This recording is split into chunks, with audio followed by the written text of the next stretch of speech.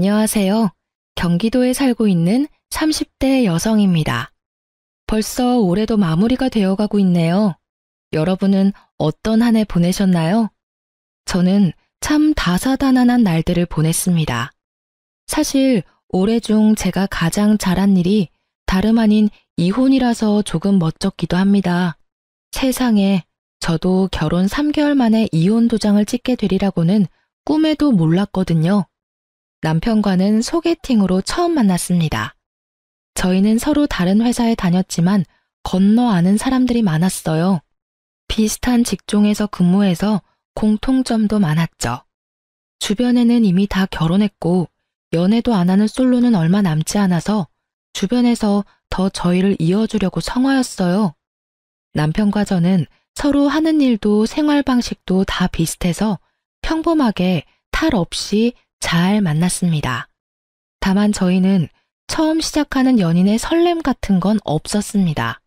그래도 편안한 만남 자체는 너무 좋았고 자연스럽게 결혼까지 흘러갔어요.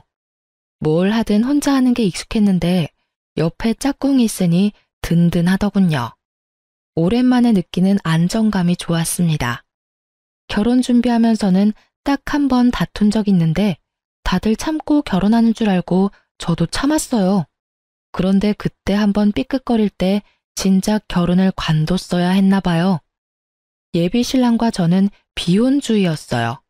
네, 저희는 서로를 만나기 전까지는 결혼 생각이 전혀 없었습니다.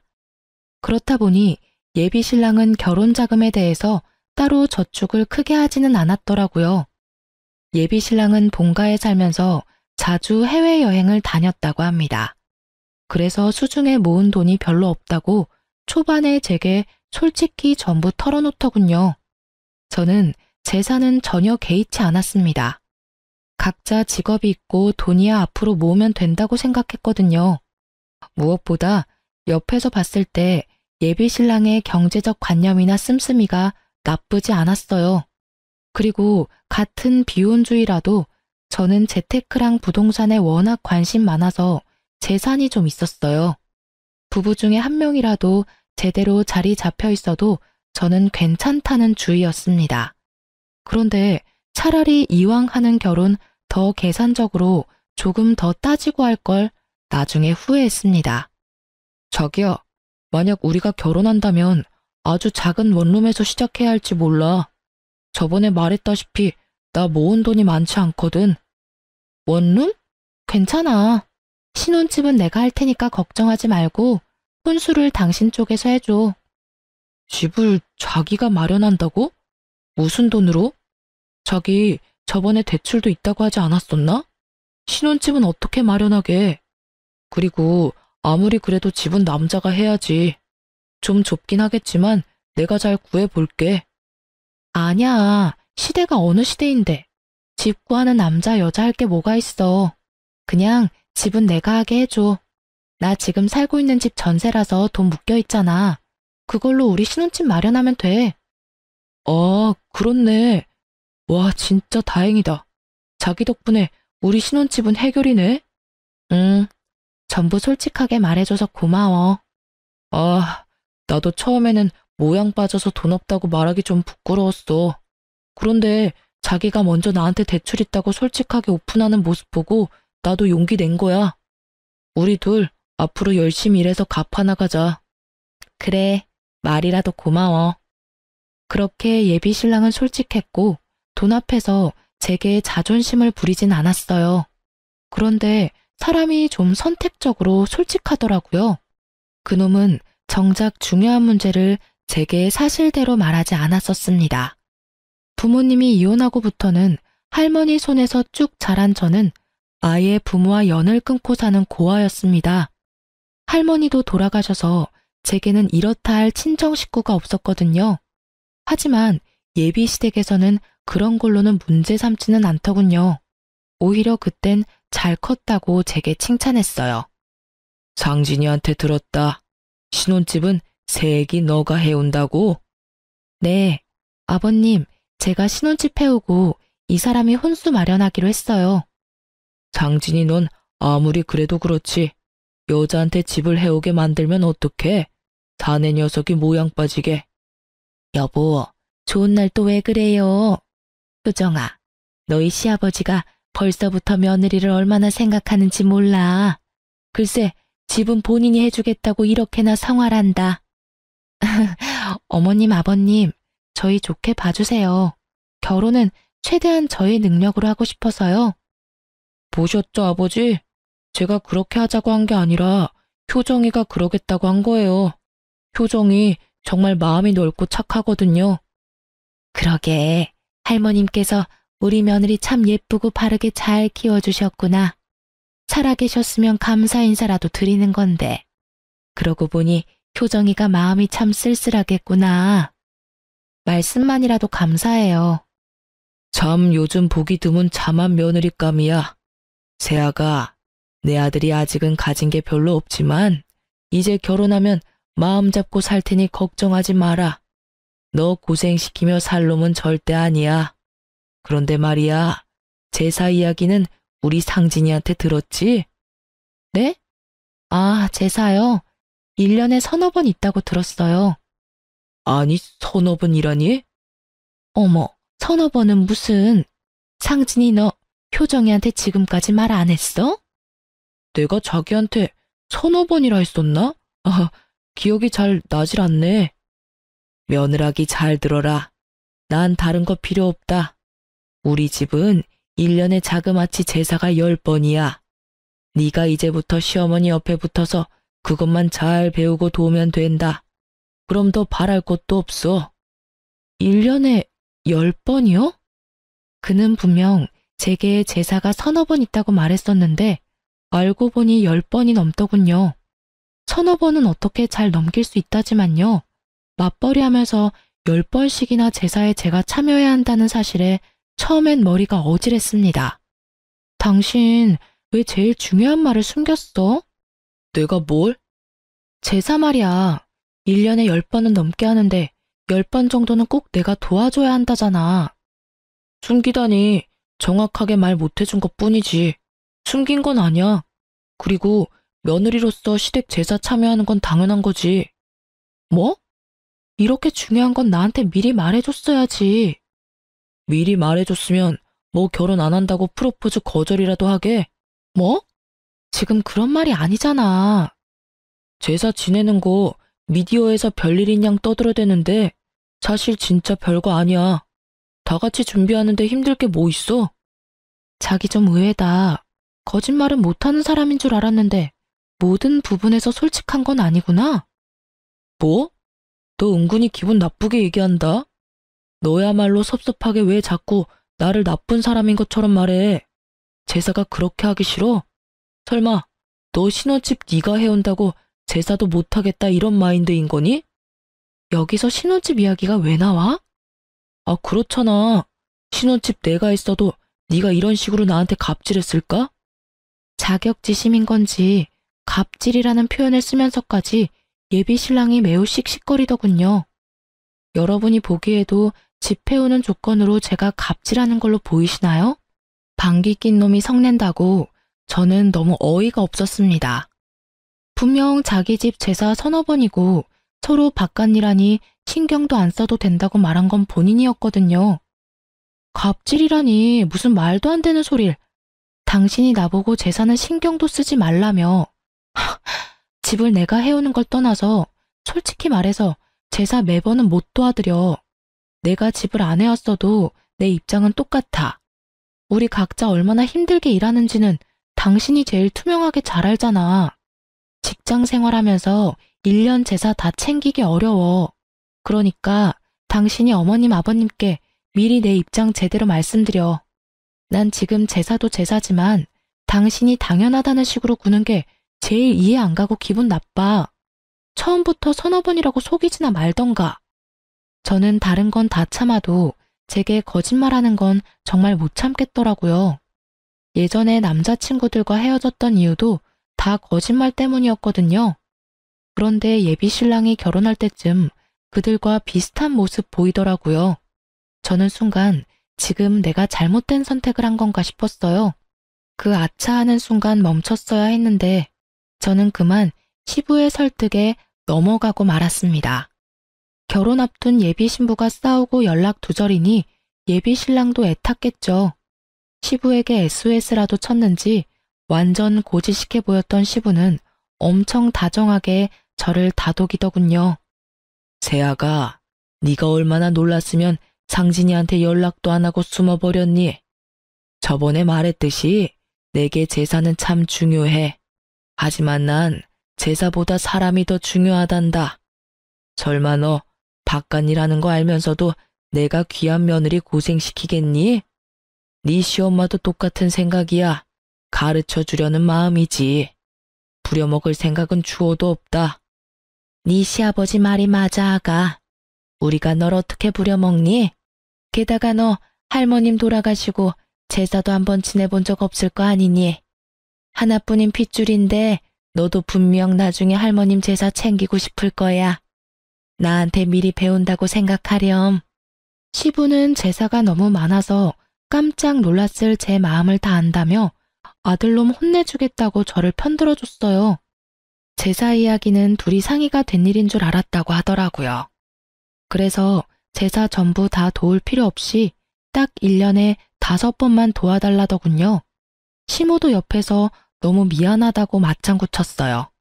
예비 신랑도 뒤늦게나마 용서를 구하고 시부모가 나서서 저를 편들어주니 저는 결국 못 이기는 척 사과를 받아줬습니다. 사실 저희 할머니 독실한 크리스천이라 제가 따로 제사 지낼 일도 없었어요. 하지만 시부모에게 굳이 덧붙이지는 않았습니다. 제사가 1년에 10번 넘게 있는 거 알게 됐지만 그렇게 참고 결혼에 결국 꼴이 냈습니다. 사실 속으로는 5번도 많다고 생각했어요. 그런데 세상에 제사상 한 번 못 차려보고 황당하게 이혼할 줄은 몰랐습니다. 그래도 제사 문제가 금방 잊힐 만큼 결혼 생활 초반은 아무 일 없이 잘 지냈습니다. 남편은 결혼하고 나니까 확실히 연애 때보다 더 살뜰히 제게 잘해주더군요. 아침엔 출근하느라 둘 다 바쁜데 남편은 꼭 저보다 먼저 일어나서 아침 식사를 준비했습니다. 평소에 제가 제일 약한 부분이 잠이에요. 그래서 혼자 살 때는 따로 아침 식사를 챙겨 먹지도 않았습니다. 그런데 남편 덕분에 몇 달 아침 챙겨 먹으니 속이 든든하고 따뜻해서 고맙더라고요. 여보, 일어나. 지금 일어나야 같이 밥 먹고 출근할 수 있어. 자기야, 아침인데 고생스럽게 뭘 또 이렇게 많이 차렸어. 엄마가 준 반찬이지 뭐. 내가 한 건 계란 후라이 뿐이야. 맛있게 먹어. 오늘도 화이팅하자. 응, 고마워. 나도 자기처럼 아침에 일찍 일어나고 싶은데 쉽게 눈이 안 떠져. 자기 원래 아침잠 많잖아. 괜찮아. 아침은 나한테 맡겨. 그때까지만 해도 저는 남편이 차려주는 아침이 그의 사랑이 담긴 배려라고 생각했어요. 저녁은 항상 남편보다 더 일찍 퇴근하는 저 혼자 준비하니까 아침이라도 신경 써서 차려주나 싶었죠. 그런데 그 아침밥은 남편이 미리 세운 계획 중 일부였더군요. 신혼 초 사랑 담긴 순수한 아침밥이 아니라 그건 일종의 뇌물 같은 거였나 봐요. 남편은 점점 숨겨둔 본색을 드러냈습니다. 자기야, 우리 이제 슬슬 통장 합칠까? 어차피 우리 월급도 비슷하게 벌고 네 통장 내 통장 할 거 없이 재산을 슬슬 합쳐야지. 생활비 입금하는 것도 몇 번 하다 보니 별로야. 귀찮게 일일이 다 계산해야 하잖아. 난 은근히 숨 막혀서 이런 건 딱 질색이야. 결혼한 지 얼마 되지 않아서 생활비 어디서 어떻게 쓰일지 잘 모르잖아요. 그래서 달마다 쓴 총 금액을 계산해서 각자 반씩 부담하고 있었습니다. 그렇게 1년 동안 생활 방식을 보고 적정 금액 정해서 생활비 각출하기로 했는데 남편은 갑자기 통장을 합치자더군요. 어차피 계산도 제가 다 하는데 귀찮다면서요. 게다가 저희는 월급이 비슷하지도 않았어요. 남편 월급은 300만 원 언저리고 제 월급은 400만 원이 훌쩍 넘었죠. 비슷한 직종이니까 버는 돈이 너무 차이가 나면 상대방이 민망할까봐 결혼 전에는 제가 비슷하다고 말했었어요. 응? 난 지금도 괜찮은데? 1년 동안은 이렇게 하기로 했잖아. 에이, 그러지 말고 합치자. 당신은 저녁 장 보고 나는 아침 장 보고 그런 것도 더해서 반 나누는 거 솔직히 좀 그래. 그래? 당신이 아침 장을 따로 본 적이 있어? 거의 냉장고에 내가 봐둔 재료 쓰는 줄 알았는데. 그런데 난 결혼했다고 바로 통장 합치는 건 싫어. 합치더라도 몇 년 있다가 합치는 게 낫지 않아? 소비 패턴이 다르고 아직은 한 달에 개인적으로 쓰는 돈이 다르잖아. 아, 일단 당신 뜻이 그렇다면 알겠어. 근데 그렇게 말하니까 좀 서운하다. 응? 난 같이 잘 살아보고 싶어서 말한 건데 당신은 좀 선 긋는 것 같아서 서운해. 성 긋는 게 아니라 됐다. 그만 얘기하자. 저는 제가 당장 달에 개인적으로 쓰는 돈이 많아서 그렇게 말한 건데 남편은 제가 선을 긋는다고 서운해하더군요. 삐진 남편은 제게 한동안 툴툴거렸습니다. 그래서 저는 좀 더 꼼꼼하게 생활비를 제외하고 각자 한 달에 쓰는 돈들에 대해서 남편과 다시 의논해야겠다고 생각했어요. 각 잡고 이야기하는 것보다 자연스럽게 아침 식사를 같이 준비하면서 얘기를 꺼내는 건 어떨까 싶어 저는 평소보다 일찍 일어났어요. 참 그날따라 눈이 번쩍 떠지더군요. 아침부터 주방에서 사부작거리는 소리가 들려서 곧바로 주방으로 갔습니다. 그런데 생각하지도 못한 남편의 충격적인 대화에 온몸이 굳어버렸습니다. 아, 엄마. 내가 언제까지 이 짓을 해야 해? 나도 아침에 더 자고 싶다고. 아니, 아버지는 왜 이런 걸 시켜서 진짜 별 효과도 없어. 지가 공주야? 보니까 내가 아침 차려주는 걸 당연하게 생각하는 눈치야. 엄마 지금 통장 합치자는 소리에도 저렇게 딱 잘라서 냉정하게 구는데 내가 엄마 아빠 용돈 드리자고 하면 쟤 아주 난리 날 것 같아. 내가 왜 자꾸 눈치를 보면서 살아야 해? 엄마, 두고 봐. 아들이 어떻게든 통장 합칠 테니까. 그러면 이 짓거리도 이제 끝이야. 그 짧은 통화 내용만 들어도 시댁과 남편이 저를 어떻게 생각하는지 짐작이 가더군요. 너무 심장이 두근거려서 일어난 티도 못 내고 다시 안방에 들어갔습니다. 상황 파악하는데 헛웃음이 나오더군요. 제가 결혼한 사람이 그렇게 앞뒤가 다른 사람이라곤 전혀 몰랐습니다. 그러니까 지금 남편이 돈 때문에 제게 아침 차려주는 쇼를 하고 있었다는 거잖아요. 저는 방에서 혼자 아무리 마음을 가다듬어도 시댁과 남편이 하는 연극에 제가 낀 느낌을 지울 수가 없었습니다. 조금 시간이 흐르자 남편은 평소처럼 다정하게 깨우러 들어오더군요. 여보, 이제 일어나야지. 같이 아침 먹자. 내가 여보 좋아하는 프렌치 토스트 준비했어요. 식탁에 앉으니 그 많은 아침 식사가 그런 의도로 준비된 거였다는 걸 다시 곱씹게 되더군요. 내가 요 며칠 퉁명스럽게 해서 미안해. 난 잘 살아보려고 말 꺼낸 거였는데 당신이 딱 잘라 거절하니까 좀 서운하더라.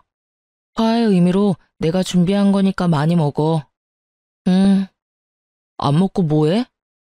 미안한데 나 속이 좀 메스꺼워서. 어? 힘들게 준비했는데. 그러지 말고 한 입만 먹어봐. 빈속이라 메스꺼운 걸 수도 있잖아. 미안, 도저히 못 먹겠어. 아이씨, 준비한 성의가 있는데 그래도 먹는 신용이라도 좀 할 수 있잖아. 아씨? 지금 내가 속이 안 좋다는데 당신은 억지로라도 이걸 먹이고 싶어? 먼저 괜찮냐고 물어보는 게 먼저 아니야? 아, 깜짝이야. 왜 갑자기 소리를 질러? 서운해서 그랬지. 괜찮아? 뭐 어제 먹은 저녁이 체한 건가? 뭐 말만 하면 서운하대. 아침은 됐고 그럼 통장 이야기나 다시 하자. 통장? 뭐야, 당신 내 말대로 해주게? 저는 통장 이야기에 너무 티나게 화색이 도는 남편 놈을 보고 속이 뒤집어졌습니다. 일단은 내색을 하지 않고 물었죠. 당신 정확히 달에 통장에 찍히는 금액이 얼마야? 서로 그것부터 정확히 하자. 자, 이것 봐. 난 투명하게 공개할 수 있어. 남편 실수령에게 찍힌 통장 내역을 보니 정확히 300만 원이 조금 안 되더군요. 저는 헛웃음을 지으며 제 월급을 공개했어요.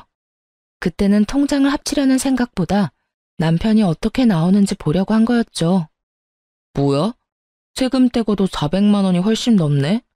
월급이 나랑 100만 원 넘게 차이 나잖아. 내가 훨씬 더 많이 버네. 언제는 비슷하게 번다며.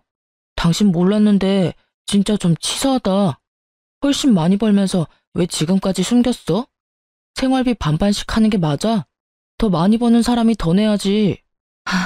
가만 보니 당신 논리 참 웃긴다. 집도 내가 해왔는데 생활비도 내가 더 내라? 또 집 이야기야? 나도 혼수 마련해 왔잖아. 생각해보니까 내가 집 해왔으니까 큰 소리 쳐도 내가 더 치는 게 맞지 않나? 오늘 진짜 왜 이래? 몸이 많이 안 좋아? 그냥 이 얘긴 다음에 하자. 왜? 지금 이야기 마무리해.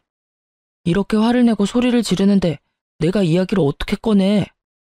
아, 내가 화내니까 차마 아버님 어머님 용돈 드리자는 말이 입 밖으로 안 나와? 뭐? 아까 어머님이랑 통화하는 소리 들었어. 왜 엿듣고 그래? 네네. 내 집에서 당신 통화 엿들어 미안하네요. 그러지 말고 솔직하게 말해봐. 당신 원하는 대로 내가 해줄지 안 해줄지 어떻게 알아? 정말 내가 원하는 대로 해줄 거야? 그럼 이왕 이렇게 된 거 내가 솔직하게 다 말할게. 내 월급이랑 당신 월급 합치면 도합 700만 원이 넘잖아. 근데 우린 집도 있고 아이 계획도 없어. 게다가 당신은 모실 친정 식구도 없지만 난 우리 부모님 멀쩡히 살아계셔. 모시지는 못해도 용돈은 응당 드려야 한다 생각해. 그래서 계속 말해. 우리가 엄마 아빠한테 못해도 200만 원씩은 용돈으로 챙겨드리자. 몇십만 원도 아니고 200만 원? 우리한테 어려운 금액 아니잖아. 어디가 아프신 것도 아닌데 왜 200만 원씩이나 드려야 해? 당신은 부모님 없어서 모르겠지만 이 금액 지극히 일반적인 거야. 무슨 말도 안 되는 소리 하지 마. 200만 원씩 달마다 드리면 당신이랑 내 노후는 누가 책임져 주는데?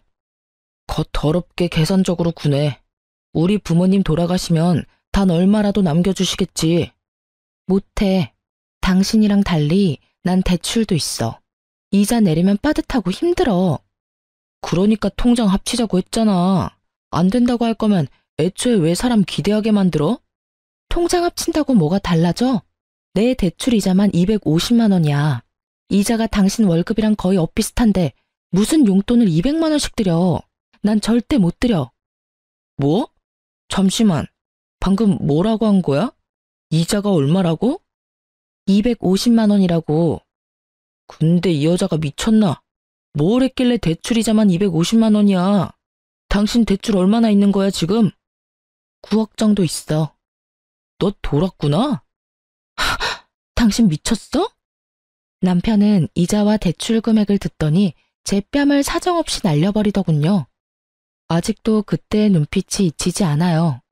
어디에 쓴다고 대출이 그렇게 있는지 물어보지도 않고 제게 손찌검을 했습니다. 개거품 물면서 살림 다 부수려고 하던 남편은 지가 산 혼수니까 차마 아무것도 손대지 못하더군요. 뺨도 맞고 그 찌질함을 계속 지켜보는데 정신이 확 들더라고요. 이건 명백히 사기 결혼이야. 어디 감히 그 큰 대출을 숨기고 결혼할 생각을 해? 너 겉으로는 멀쩡해 보였는데 완전 속빈 강정이었구나. 그 나이까지 결혼 못한 이유가 따로 있었어. 우리 부모님 너 고아인데도 결혼 허락해줬어. 근데 이렇게 뒤통수를 쳐?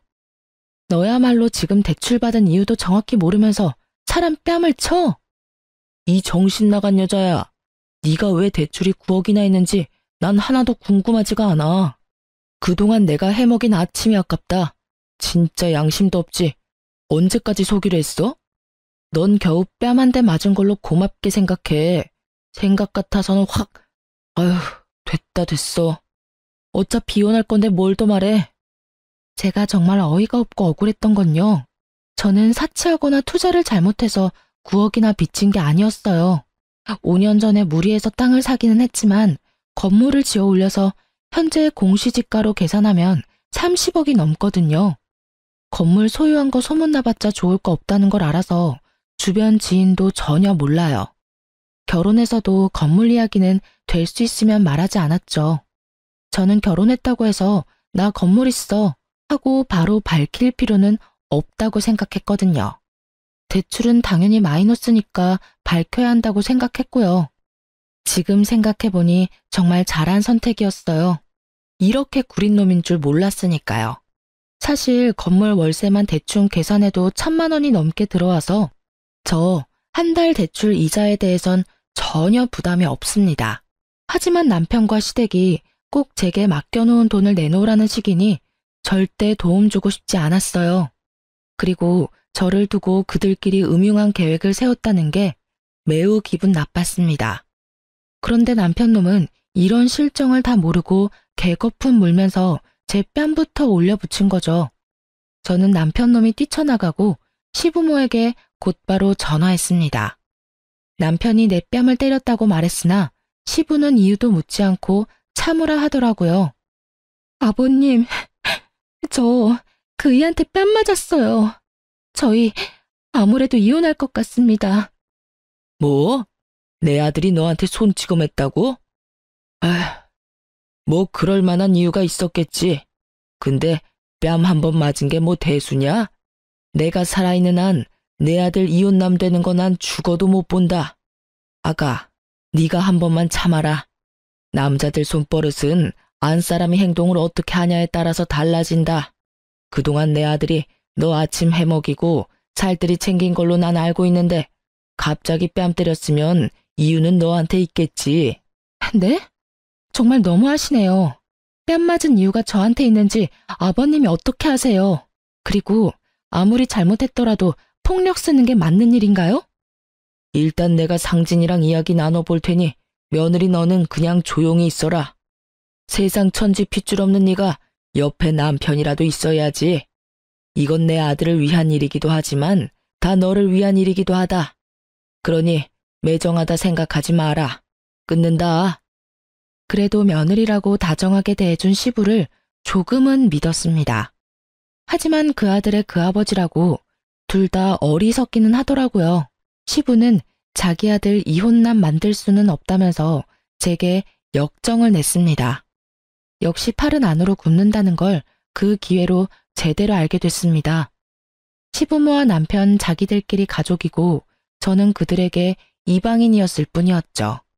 그렇게 집 나간 남편놈은 하루 만에 제게 이혼 서류를 내밀더라고요.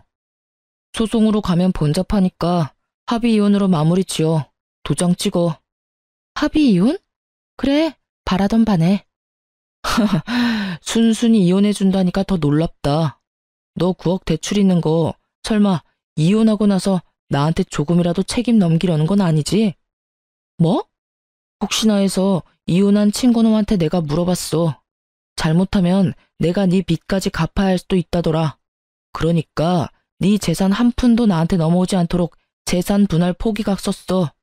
내가 이런 것도 안 알아봤을까 봐? 남편놈은 자기 복 자기가 찬 줄도 모르고 제게 각서까지 쓰게 하더군요. 하마터면 저도 놓칠 뻔한 부분이었는데 오히려 정말 고마웠습니다. 하나는 알고 열은 모르니 남편의 그 멍청함에 많이 웃기는 했어요. 일반적으로 대출도 재산이 꽤 있는 사람이 받는 거잖아요. 제가 그만큼의 대출을 어떻게 받았고 또 어디에 썼는지 끝까지 물어보지 않더라고요. 그래, 너 잘났다. 근데 너 나랑 이혼하면 나중에 후회할걸? 후회는 무슨? 너 지금 우리 아빠 믿고 그러는 거냐? 내 걱정하지 마. 아버지 너 대출 9억이나 있는 거 알고 완전 개거품 무셨어. 여기까지 같이 온다는 거 내가 겨우겨우 말려서 너 오늘 목숨 건진 거라고.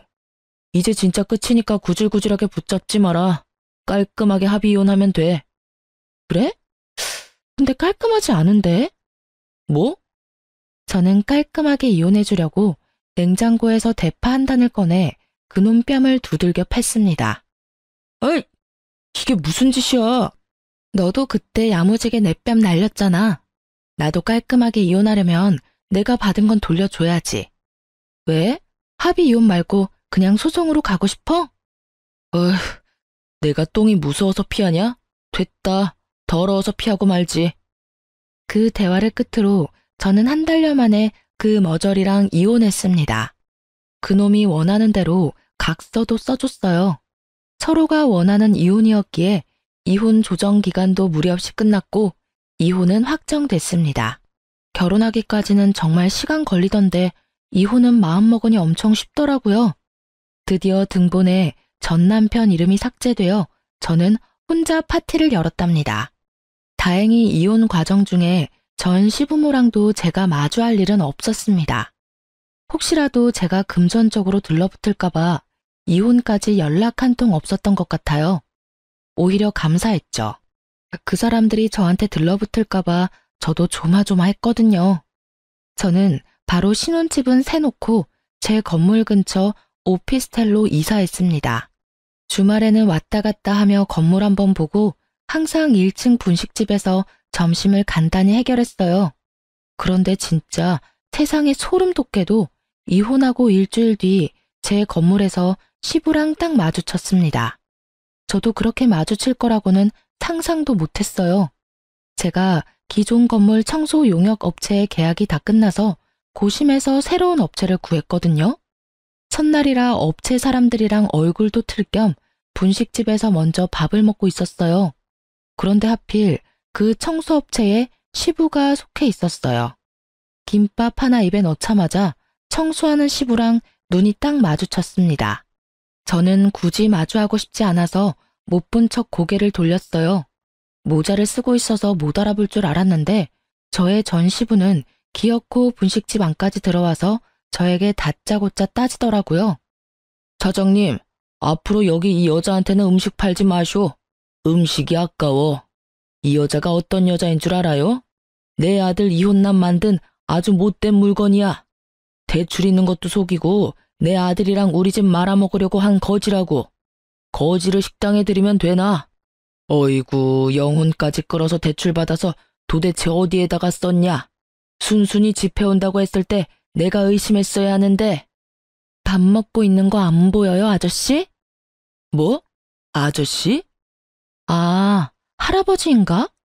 좋은 말로 할 때 그냥 곱게 지나가세요. 당신 아들이랑 깔끔하게 이혼도 했는데 왜 이제 와서 제 속사정을 궁금해하세요? 아이고, 이제 눈에 뵈는 게 없는 모양이다 니가.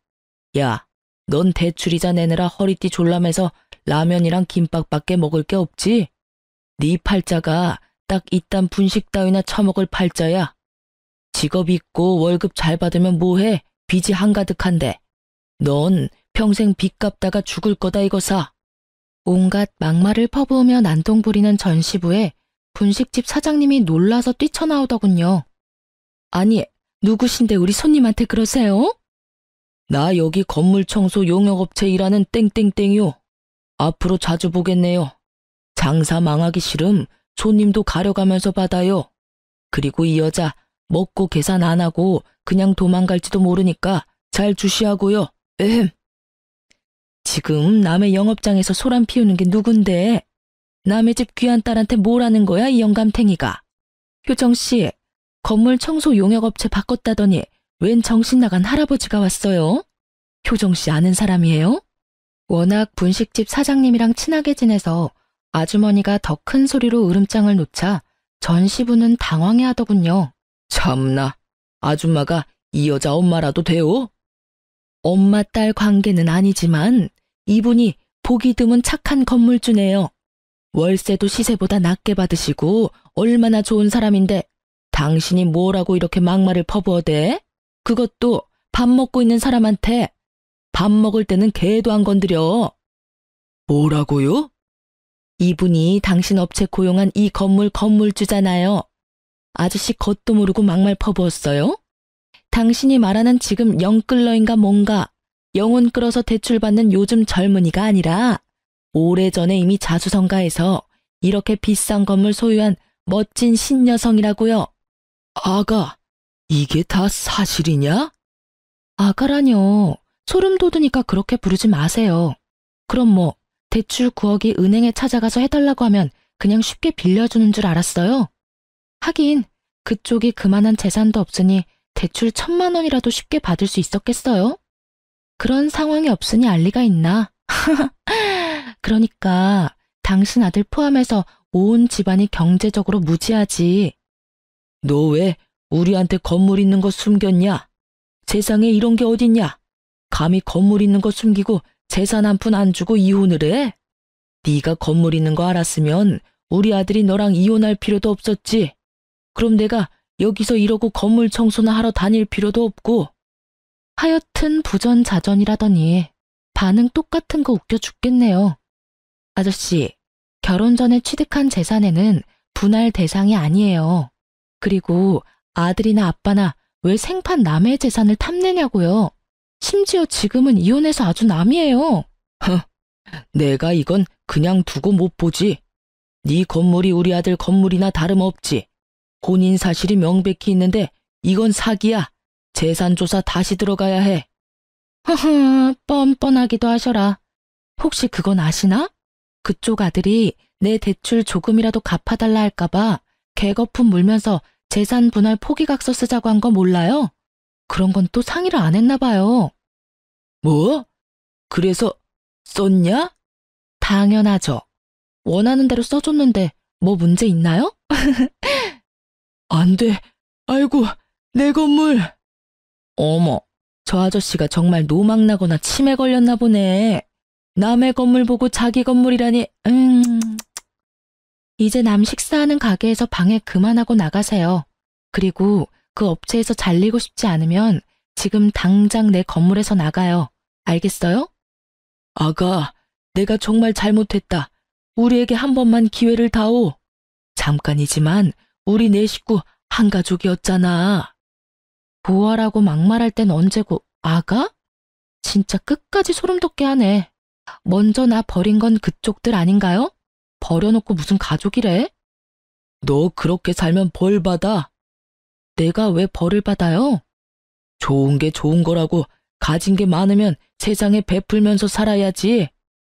아, 내가 내 돈을 어떻게 하든 그쪽이 뭔 상관이야. 당신네한테 줄 돈 한 푼도 없으니까 꺼지세요.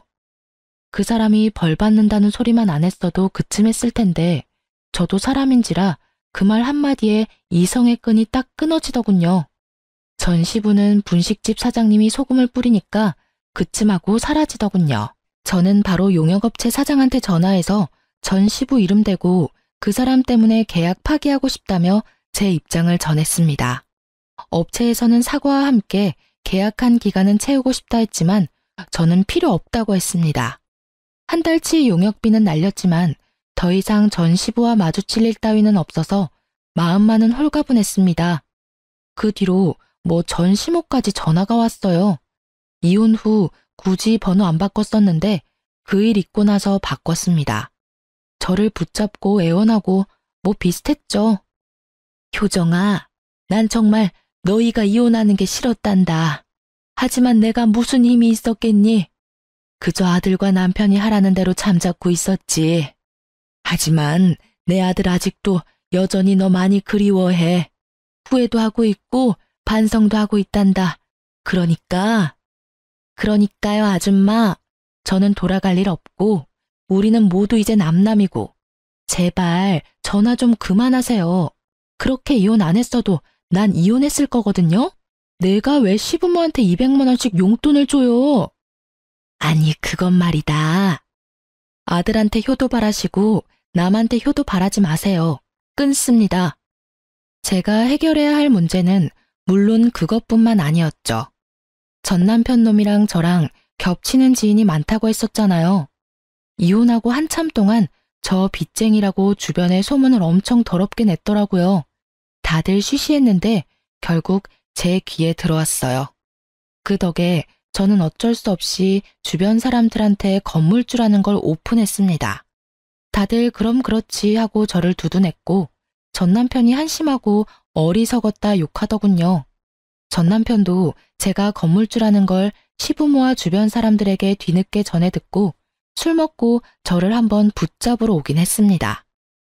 여보, 법적으로 남이지만 아직도 여전히 당신은 나한테 여보야. 내가 얼마나 널 아끼고 사랑해줬니? 근데 넌 왜 그렇게 쉽게 져버려? 내가 아무것도 모르고 이혼하자면 당신이 말려주지 그랬어. 내가 너무 애송이었어. 대출도 자산이라는 거 몰랐어. 효정아, 나 한 번만 봐주라, 응? 엄마 아버지 다 버리고 오라면 그렇게 할게. 난 당신만 있으면 돼. 미친 소리하고 앉아있네. 야, 꼴에 자존심 있어서 맨정신으로는 못 매달리겠지? 술 냄새 풀풀 풍기면서 바짓가랑이 붙잡고 늘어지면 내가 받아줄 거라 생각했어? 이건 또 누구 머리에서 나온 생각이니? 너희 엄마? 아니면 아빠? 너희 가족 이런 계획 잘 짜잖아. 아, 소름 돋아. 이혼해줘서 다시 한번 정말 고맙다. 비꼬지 말고 내 진심 좀 알아주라. 진심? 그럼 내가 마지막으로 기회 줘볼게. 너 9억 있어? 내 대출 네가 다 갚아주면 네 진심 생각은 해볼게. 뭐? 내가 9억이 어딨어. 당장 9천만 원도 없는데. 그러니까 이 거지야. 그 나이 먹고 땡전 한 푼 없는 너랑 결혼해줬으면 감사합니다 했어야지. 먼저 내 뺨 올려붙인 게 누군데. 그리고 너 내가 모를 줄 알았어? 사람들한테 내 이미지 바닥으로 추락시켜놓고 이렇게 매달리는 거 양심 안 찔려? 추악하다 정말. 추잡스러워 정말. 그게... 할 말 없지? 너 한 번만 더 나 찾아오면 너희 집이랑 너 더 더럽게 동네방네 소문내줄 테니까 그렇게 하라. 얼굴 들고 살고 싶으면 똑바로 살라고. 전 남편은 제 바짓가랑이를 잡고 늘어지다가 제가 악에 바친 모습을 보고 놀라서 도망가더군요. 저도 더 독하게 굴어야 더 이상 제게 들러붙지 않는다는 걸 깨달았어요. 그리고 곧바로 접근금지 신청도 했습니다. 혹시 몰라서 전 남편이 제 재산을 노리고 스토킹한다고 경찰에 신고도 당연히 했습니다. 그렇게 다 조치를 취하자 더 이상 그놈과 그 식구들은 제 앞에 모습을 나타내지 않았어요. 그렇게 겨우 질긴 인연 끊어냈습니다. 주변에 안 좋게 났던 제 소문들도 잠잠해지고 역으로 전 남편의 평판이 안 좋아지더군요. 다 자업자득이라 생각합니다. 시부는 그 청소 용역업체에서 바로 잘렸다고 합니다. 남한테 눈물 나게 했으니 본인도 피눈물 흘리셔야죠. 여러분, 만약 제게 그렇다 할 가족이 있었으면 그 인간들이 제게 함부로 안 했을까요? 만일 제가 대출이 없었다면, 그리고 건물이 있다는 걸 미리 알게 되었다면 생활비 200만 원이 아니라 저의 건물 월세를 자기들 달라고 할 게 분명해 보였어요. 전 시부모는 애 안 낳아도 상관없다더니 본인들 부양하기를 바랬던 거예요. 전 남편 역시 대리 효도를 바랬고요. 지금 생각해보니 잘못된 결혼 빠르게 이혼할 수 있었던 것도 다 하늘에서 저희 할머니가 도와주신 게 아닌가 싶습니다. 저는 겉으로는 아무렇지 않은 척하고 센 척했지만 이혼의 아픔은 꽤 길었습니다. 내가 모자라고 세상에 피부치 없어서 이런 서름 겪는 거란 생각도 들더군요. 건물이 있어도 월세가 들어와도 제 편이 없다는 사실에 마음은 허했습니다. 언젠가 저도 진짜 짝을 만날 수 있을까요? 이제 함부로 사람을 못 믿겠습니다. 물론 세상에 이런 사람들만 존재하지 않는다는 거 잘 알고 있어요. 하지만 지금까지 어떻게 씩씩하게 살아왔나 싶을 정도로 앞으로 살 날이 조금 두렵기는 하네요. 저는 현재 휴직계를 내고 잠시 쉬고 있습니다. 몸 건강도 마음 건강도 회복해서 얼른 밝은 모습 되찾으려고요. 여러분께서 응원해 주신다면 그 힘 감사히 받겠습니다. 그럼 지금까지 제 긴 사연 함께 들어주셔서 정말 감사합니다.